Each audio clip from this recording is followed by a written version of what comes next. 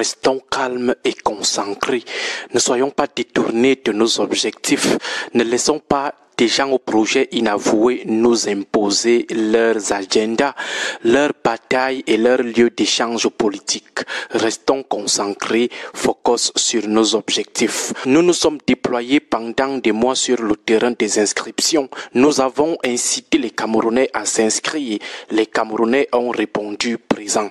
Ils ont d'abord abandonné leurs petites activités quotidiennes, bravé des kilomètres à pied, séché sous le soleil, humiliés par la pluie parce qu'ils devaient s'inscrire sur une liste électorale. Les opérations se sont achevées le 31 août 2024. Aujourd'hui, ce qui devrait nous intéresser, nous anciens et nouveaux inscrits, c'est se rassurer que nos inscriptions ont été bien enregistrées, bien validées par l'ECAM. Certains n'ont pas reçu leur récépissé après leurs enregistrements par les agents de l'ECAM. Pourtant, l'article 70 alinéa 3 du code électoral dit, ouvrons les guillemets, il est délivré à chaque électeur nouvellement inscrit un récépissé portant la date, le lieu et le numéro d'inscription, fermons les guillemets. Mais certains agents de l'ECAM remettaient juste des coupons sous forme de reçus. Alors ces gens qui ont reçu des coupons en lieu et place des récépissés doivent se rassurer qu'ils n'ont pas été tournés en bourrique par les agents de l'ECAM.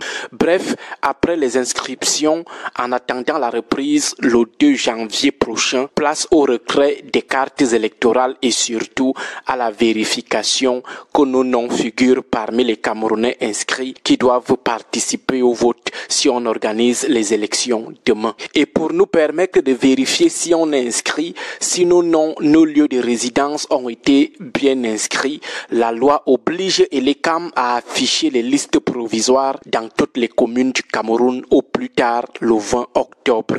L'article 78 du code électoral dit que les listes provisoires des communes doivent être affichées au plus tard le 20 octobre.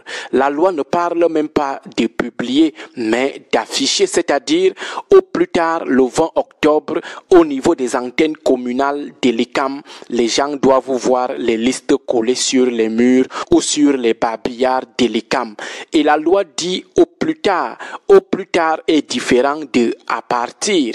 La loi ne dit pas à partir du 20 octobre, mais au plus tard le 20 octobre. Le code électoral ne donne même pas la possibilité à l'ECAM de publier même le 21 octobre, même à 2 heures du matin du 21 octobre. Lorsqu'on dit au plus tard, cela signifie qu'on peut même publier avant la date, avant le 20 octobre, une semaine, 2 semaines avant.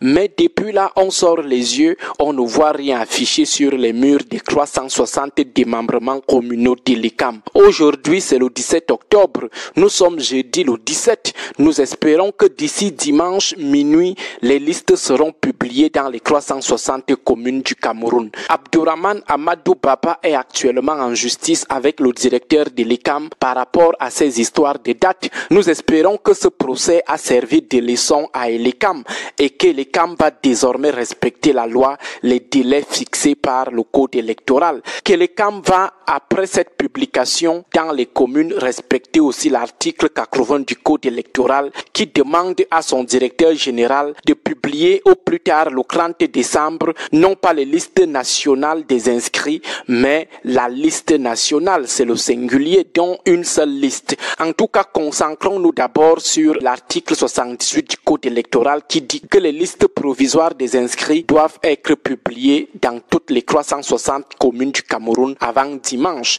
et avant minuit de dimanche. Cela nous permettra de savoir si toutes les manigances que l'ECAM fait souvent avec le nombre réel d'inscrits, si les cripatouillages des listes électorales dont on l'accuse souvent sont vrais. Les listes doivent être publiées dans les délais pour permettre à certains de saisir à temps la commission de révision ou, le cas échéant, la commission départementale de supervision pour des irrégularités ou des omissions constatées telles que stipulées à l'alinéa 3 de l'article 78 du code électoral. Il faut respecter le délai de dimanche pour permettre aux partis politiques de l'opposition de commencer à examiner des éventuelles irrégularités sur les listes des communes, de se rassurer que les personnes décédées ont été retranchées, les personnes qui ont été indûment inscrites ont été également retranchées, comme cela est dit à l'alinéa 3 de l'article 76 du code électoral. Chers amis d'Elecam, vous avez donc jusqu'à dimanche minuit pour publier les listes électorales provisoires dans les 360 communes du Cameroun. Ce n'est pas nous qui l'exigeons, c'est l'article 78 qui vous oblige à le faire. C'est vous qui dites souvent que la loi c'est la loi. Lundi matin 7 h, nous on sera là pour faire le constat. Restons focus sur les élections à venir, que les gens de Yaoundé montent, qu'ils descendent, tout finira dans les urnes, qu'ils grignotent le temps comme ils veulent, s'ils veulent même qu'ils anticipent tout, mais au final, tout se décidera dans les urnes. Alors, ne nous laissons pas distraire par les faux enjeux. Les vrais enjeux, c'est le respect de la Constitution et la clarté des élections à venir. Et le début de la transparence, c'est le fichier électoral. Ne vous laissez pas distraire par des problèmes qui ne vous concernent pas. Agréable journée à vous tous. Des retards sont à redouter en raison de la pression de cette échéance. Et que prévoit le code électoral en cas de retard dans la publication de ces listes? Carlos Minoué et Pierre Lavert-Duramban apportent des éléments de réponse. Selon la loi électorale camerounaise, l'ECAM est tenu de publier les listes électorales provisoires 60 jours avant la date du scrutin, permettant ainsi aux électeurs de vérifier leur inscription et d'éventuellement formuler des réclamations. Ainsi, nous demandons donc à l'ECAM, conformément aux dispositions légales qui existent, de publier la liste électorale provisoire. Cela permettra aux protagonistes, aux différents candidats, y compris le candidat du MP que je suis, d'avoir le potentiel électoral et d'ajuster cette fois-là nos efforts. L'ECAM doit permettre déjà au niveau des communes que les citoyens aient la possibilité de constater les irrégularités et des omissions et surtout d'engager des requêtes pour qu'il y ait rectification. Les élections précédentes ont révélé plusieurs incidents liés à la publication des listes électorales, omission d'électeurs, inscriptions multiples ou encore des erreurs dans les informations personnelles des électeurs.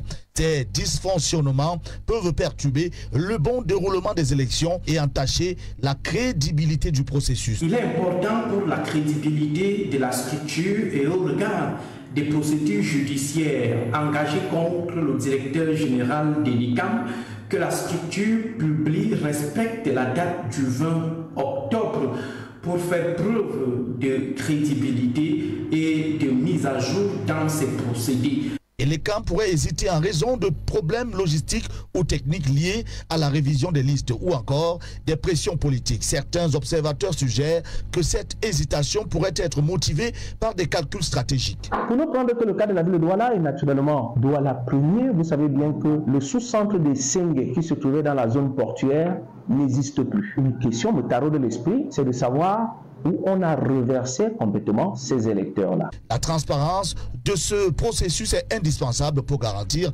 des élections crédibles et inclusives en 2025.